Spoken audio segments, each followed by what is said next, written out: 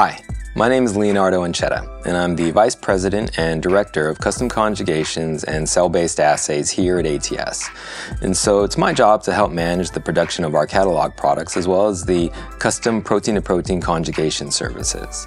And so the plan today is to try to share some information with you that'll help make your experiments more efficient, help you achieve more accurate results, and hopefully at the same time help lower your costs, so you'll be glad you tuned in.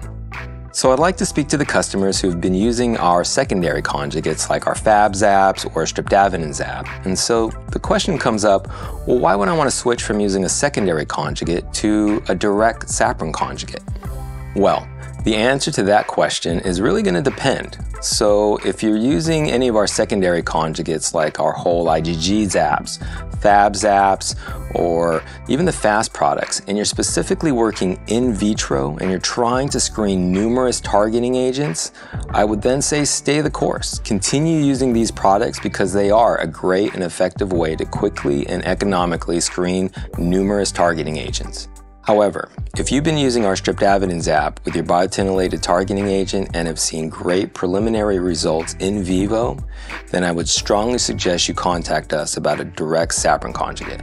So you're thinking you've gotten great preliminary results from your Streptavidin Zap with your biotinylated targeting agent, and you're asking me, well, why should I switch from a secondary conjugate to a direct saccharin conjugate when it's so easy to use, it's such a modular system, why would I need to make the switch?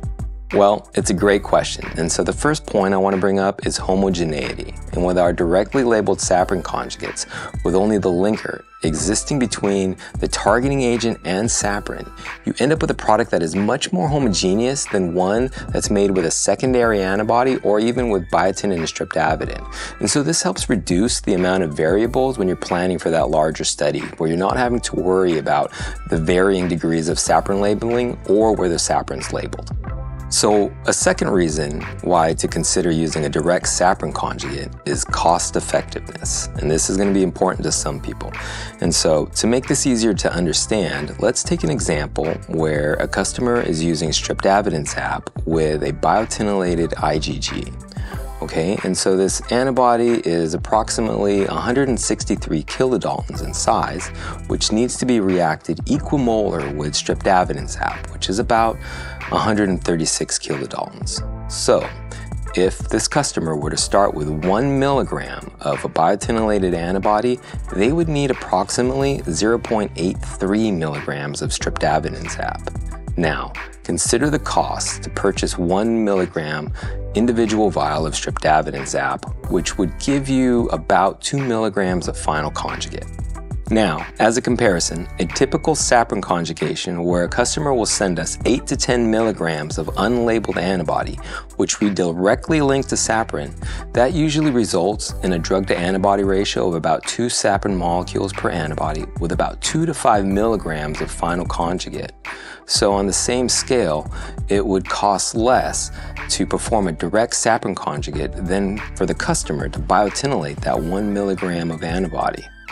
And you get approximately double the amount of final conjugate with a direct saccharin conjugate. So you could see the cost effectiveness. So in conclusion, I just want to reiterate a few things about our custom conjugates and the services that go along with them.